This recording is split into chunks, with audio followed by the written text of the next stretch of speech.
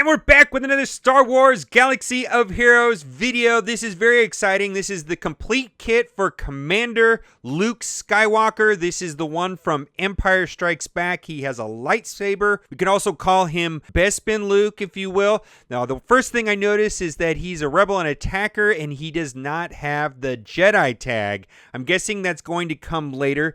He has 6 abilities and will require, you heard it, 3 Zetas to completely maxed out. My goodness, when are we going to get him? They do not say exactly when he's going to come out. Sometime this month is what they're saying. Sometime in the month of August. And he's going to require a 7-star Old Ben Kenobi, not General Kenobi, Princess Leia, Stormtrooper Han, the Luke Skywalker that's currently in the game, or Farm Boy Luke, and R2-D2. So a lot of people are upset that they're going to need Old Ben Kenobi and R2-D2. They're going to have another R2-D2 event here early in the month, and that R2-D2 event requires Empire, so they're going to also have a bunch of packs on sale so you can get your Empire in line to get the R2-D2. That looks like what it's going to be the hardest thing to get. Old Ben Kenobi and R2-D2. If you want to get a 7-star Commander Luke Skywalker, you're going to need those 5 heroes in 7 stars. Now, I'm looking good. I just happen to have all 5 of them, and they're also announcing that these heroes are going to have a rework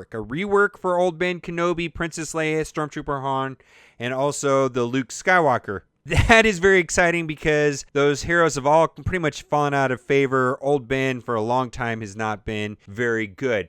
Let's look at Commander Luke Skywalker's abilities. Like I said, there is no Jedi tag on there. His basic attack is called Destined Strike. There it is right there. There's the animation. Deal physical damage to target enemy, inflict speed down and defense down for 2 turns. If the target already had speed down, remove 30% turn meter. If the target already had defense down, inflict stun for 1 turn. That seems pretty cool. I can see some combos there with General Kenobi, with him attacking and everybody doing the assist with him. I think assist is going to be really good with Luke because then he's hitting with the basic more than once. Special attack, use the Force. There's the animation right there. Deal physical damage to target enemy, dispel all buffs on them, remove 100% turn meter, and inflict buff immunity and tenacity down for 2 turns. Reduce the cooldown of this ability by 1 if the target didn't have full health. I can see that definitely impacting right there. It's showing Short Trooper, Baze, General Kenobi. I think that would be an amazing attack to get started right away. Now, this is a special ability call to action, and I'll put this icon on him that is locked that can't be dispelled or removed. And it basically will give Luke Skywalker like 2 different modes. One where he's an attacker and one's where he's defensive. Once this ability is on, he's in attack mode, and we'll read that. Dispel all buffs on Luke. Luke gains 100% turn meter, so he gets to go right again. Recovers 40% health and 40% protection. If Luke doesn't have the call to action unique buff, he gains it until the next time this ability is used. Has a 4-turn cooldown, so he's just going to get that ability and it's going to stay there. Call to action. Luke ignores taunts, kind of like Boba Fett, during his turn and has 50% accuracy and 50% critical chance and 50% critical damage. Can't be dispelled or prevented. Now, I'm going to skip down a little bit lower because he has an ability that when he does not have that, when Luke doesn't have call to action, he has 50% counter chance, 50% critical avoidance,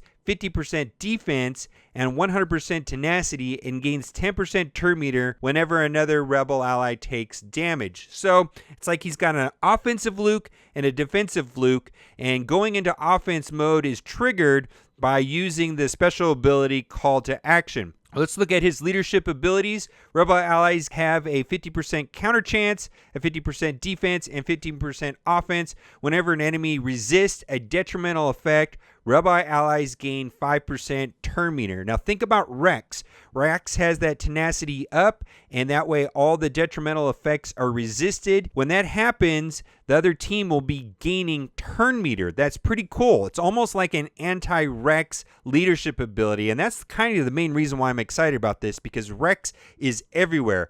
Unique ability, learn control. And we just talked about that. When he doesn't have call to action, he gets all the buffs. Okay, we're going to go down to his next unique ability. It binds all things. Luke has 40% potency, Whenever Luke resists a detrimental effect, he recovers 5% health, 5% protection. Whenever Luke inflicts a debuff, he gains 10% turn meter, and all other allies gain half that amount. I like this. This is like an anti-Rex strategy. Okay, let's read the general strategy of the notes here provided. Luke's special, Use the Force, is devastating, stripping all buffs and turn meter from that target, and then preventing further buffs from being applied through buff immunity. I imagine this is going to be used on tanks quite a bit. Luke's lead grants counter chance to the entire Rebel faction for the first time. With all the high damage attackers within the Rebels, using an AoE against them becomes an interesting proposition. That's right, you get counter chance, wow. Of which the counter strike might hurt them more than the intended AoE attack. Use Luke's second special to grant himself the call to action buff when you need to get through a taunting tank and finish off a wounded enemy. Hero Synergies, pair Luke with allies that can provide speed down and or defense down so that Luke's basics can proc the most powerful secondary effects of turn meter remove and stun earlier rather than later. Now, Thrawn has a similar effects on his basic attack, and I like that very much. Thrawn pairs well with Darth Vader. Using Rebels with AoE debuffs such as Obi-Wan Kenobi, Old Man, Cassian, R2-D2, or Scarif Rebel Pathfinder under a Luke lead can help versus enemies that repeatedly apply tenacity up. So basically he's talking about Rex right there. There's other ones too. A full 5 enemies resisting an AoE debuff supplies 25% turn meter to all Rebel allies, which would be double to 50% when figuring that Obi-Wan's mind tricks applies too. Very cool. Luke's lead and R2 are match made in heaven, as each counterattack gives another opportunity to critical hit and cleanse all debuffs from that character. My goodness. Wow, wow, wow. So many cool things. Plus, those other heroes are going to get reworked. We're going to get 4 reworks here in the next month. And who knows, this could just all be classic trilogy light side heroes. I'm pretty excited. Where to use? Luke is one of the most versatile and powerful characters we have released. Can be used in any group in squad arena, assault battles, or various PvE squads. So really the only downside to what I'm reading right here is the requirements. Old Man Kenobi, I just happen to have him at 7 stars. Princess Leia, Stormtrooper Han, Luke Skywalker, Farm Boy, and R2-D2. R2-D2 can be in the event, which requires 5 7-star empires. So there you have it. What do you think? This is pretty cool. I'm very excited about this, especially because R2-D2 is my new favorite hero in the entire game. I've been loving him in Squad Arena, mostly because R2-D2 has this amazing stun ability, and adding Counter-Strike to R2-D2, especially with General Kenobi, is just an amazing thing. Him coming back and stunning. And then this number crunch ability right here basically is boosting everybody. And then his combat analysis is whenever R2-D2 is active, whenever light side ally scores a critical hit, dispel all debuffs on them. Wow, there just seems to be so many synergies, like almost a no-brainer to put Luke with R2-D2. Plus, R2-D2 has one of the highest power in the game right now. 22,081 is my highest hero. And I imagine Luke is going to have even a higher power index because he's going to have 3 Zetas. Boy, start farming. Start farming those Zetas now to get the Luke Skywalker. I'm pretty excited. Let me know what you think about all this. I gotta say, it seems really good and very interesting that we're getting Commander Luke Skywalker.